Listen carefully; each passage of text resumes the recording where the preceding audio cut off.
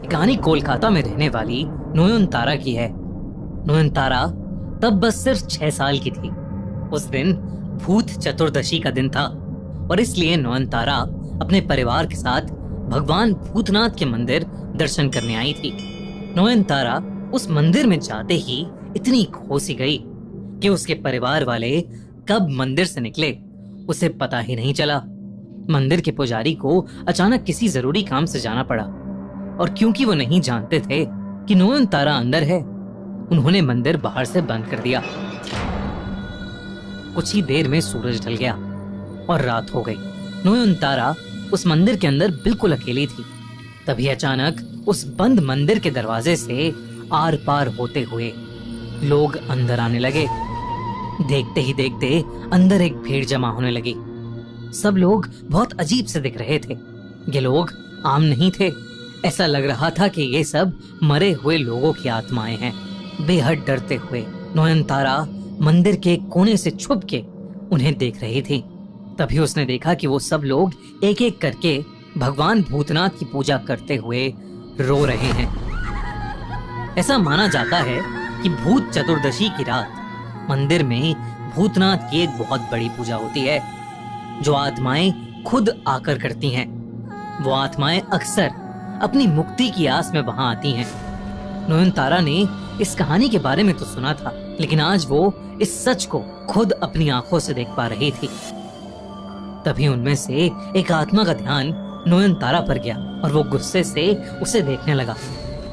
उस आत्मा का चेहरा नयनतारा को बहुत ही भयानक लग रहा था, लेकिन तभी नयनतारा ने उससे उसकी पीड़ा पूछी तो वो शांत हो गया। धीरे धीरे नयनतारा ने वहां मौजूद सभी आत्माओं से एक एक करके बात की और तब उसे ऐसा लगा कि उसकी जिंदगी का यही उद्देश्य है। उसने अपना आत्माओं को देखना और उनसे बात करना भगवान भूतनाथ का एक वरदान माना। जैसे जैसे वो बड़ी होती गई, उसने अपनी इस शक्ति को मरे हुए लोगों की आत्माओं को मुक्ति दिलवाने में लगा दिया। पर उसकी इस शक्तियों ने उसे समाज से बहुत दूर कर दिया। कोई भी नयनतारा को अपनाने के लिए तैयार नहीं था, बल्कि उसके अपने घर वालों ने भी उसे घर से निकाल दिया था और वो एक हरगौरी मंदिर में रहने लगी थी। एक दिन उसी हरगौरी मंदिर में ललिता सेनगुप्ता अपने बेटे सूरजो सेनगुप्ता को लेकर आई। सूरजो को देखते ही नयनतारा को कुछ महसूस हुआ। उसे लगा कि शायद सूरजो को अपनी जिंदगी में मदद की जरूरत है। सूरजो सेनगुप्ता अपने परिवार के साथ कोलकाता के परी महल में रहता था। परी महल उनकी पुश्तैनी हवेली थी। सेनगुप्ता परिवार की समाज में बहुत इज्जत थी और इसी इज्जत के साथ साथ उनके पास खूब सारी दौलत भी थी। पर उनकी उस पुश्तैनी हवेली परी महल में कई राज छुपे थे। एक रात सूरजो को सोने में थोड़ी तकलीफ हो रही थी। वो कई घंटों से बस करवटें बदल रहा था। उसे एक सपना आया कि कोई औरत शादी की लाल साड़ी पहने उसके ऊपर बैठी है और उसका गला दबा रही है। लेकिन घबराहट के मारे जैसे ही उसने आंख खोली, वहां कोई नहीं था। तभी सूरजो को कुछ ऐसा नजर आया जिससे उसकी रूह कांप उठी। बेडरूम के दरवाजे पर उसे एक औरत शादी की साड़ी पहने खड़ी दिखी। वो बेडरूम से निकलकर बाहर जाने लगी। सूरजो बिना सोचे समझे उस औरत के पीछे गया। जब वो कमरे से बाहर निकला तो वहां कोई नहीं था। तभी उसकी नजर महल की दीवार पर लगे एक बड़े से शीशे पर गई। उसमें उसे हर जगह सिर्फ दुल्हन के कपड़ों में लड़कियां खड़ी दिखाई दे रही थीं। ऐसा लग रहा था जैसे वो सब वहां खड़ी लाशें हों, पर ये सब सिर्फ शीशे में दिख रहा था। असल में वहां कोई नहीं था। तभी उसे किसी औरत के रोने की आवाज ऊपर वाली सीढ़ियों से आई। वो सीढ़ियों के पास गया तो उसने देखा कि वही लाल साड़ी पहने औरत सीढ़ियों पर सर झुकाए बैठकर रो रही है। वो और पास गया तो उसे उस लड़की के पैर दिखे जिन पर मेहंदी लगी थी, मानो किसी दुल्हन के हों। इससे पहले कि सूरजो उससे कुछ पूछता, उसकी आंखों के सामने वो पैर उल्टे हो गए और तभी उस लड़की ने सूरजो को घूर कर देखा। सूरजो उसका चेहरा देखकर सुन पड़ गया था, क्योंकि वो और कोई नहीं बल्कि उसकी मरी हुई मंगेतर शाओली थी। ये देखकर सुरजो अपनी नींद से उठ गया। वो असल में एक बहुत बुरा सपना देख रहा था। उस दिन के बाद से सुरजो को ऐसे ही बुरे सपने आने लगे थे। इसीलिए सुरजो को हर गौरी का आशीर्वाद दिलवाने के लिए सुरजो की माँ ललिता उसे पास के एक हर गौरी मंदिर ले गईं और उसी मंदिर में उनकी मुलाकात नयनतारा से हुई। ललिता ने नयनतारा को देखते ही समझ लिया था कि सुरजो की जिंदगी को ये लड़की ही बदल सकती है। इसलिए उसने नयनतारा और सुरजो की शादी करवाने का फैसला किया।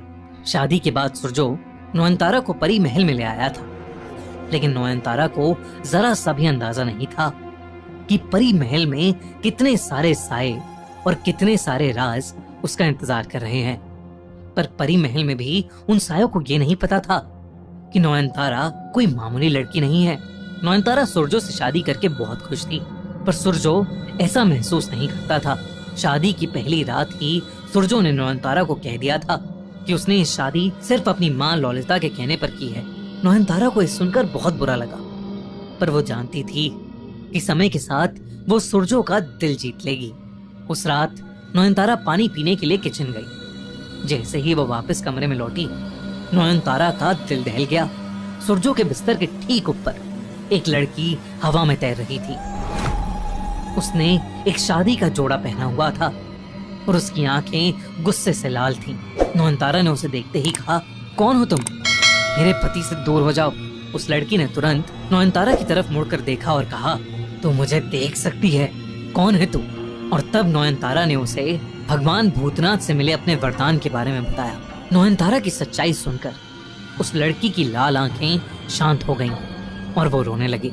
इससे पहले कि नयनतारा कुछ और कह पाती, पीछे से सुरजो की आवाज आई, ये तुम किससे बात कर रही हो?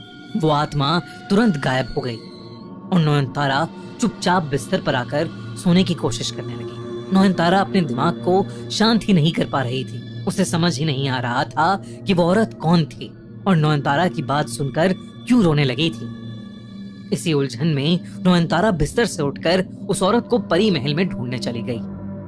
रात के अंधेरे में परी महल बहुत ही डरावना लग रहा था। उस महल की हवा में एक अजीब सी घुटन थी। नयनतारा उसे हर जगह ढूंढने लगी। तभी एक बंद कमरे से आवाज आई। जब नयनतारा उस कमरे में घुसी तो उसकी रूह कांप उठी। उस कमरे में बहुत सी लड़कियां शादी के जोड़े में खड़ी हुई थी और नयनतारा को देखते ही उल्लू ध्वनि निकालने लगी। उनकी आवाज इतनी तेज थी कि नयनतारा घबरा गई, पर उसने देखा कि उनके बीच में वही औरत भी थी जो नयनतारा को कमरे में दिखाई दी थी। नयनतारा ने उससे पूछा, तुम कौन हो? उस औरत ने जो जवाब दिया वो नयनतारा ने सपने में भी नहीं सोचा था। उसने बताया कि मरने से पहले उसकी शादी सुरजो से होने वाली थी, पर शादी से पहले ही सुरजो ने उसे जान से मार दिया। उसने कहा कि उसे मुक्ति तभी मिलेगी जब वो अपनी मौत का बदला सुरजो को मार कर लेगी और नयनतारा को उसकी मदद करनी होगी। उसने ये भी बताया कि परी महल में बहुत सारे राज छुपे हैं। जो जैसा दिखता है वो वैसा है नहीं। तो आखिर अब नयनतारा क्या करे? तो क्या वो उस आत्मा को मुक्ति दिलाएगी या अपने सुहाग की रक्षा करेगी? क्या है आखिर परी महल का राज? और क्या सच में सुरजो ने अपनी होने वाली पत्नी को जान से मारा था?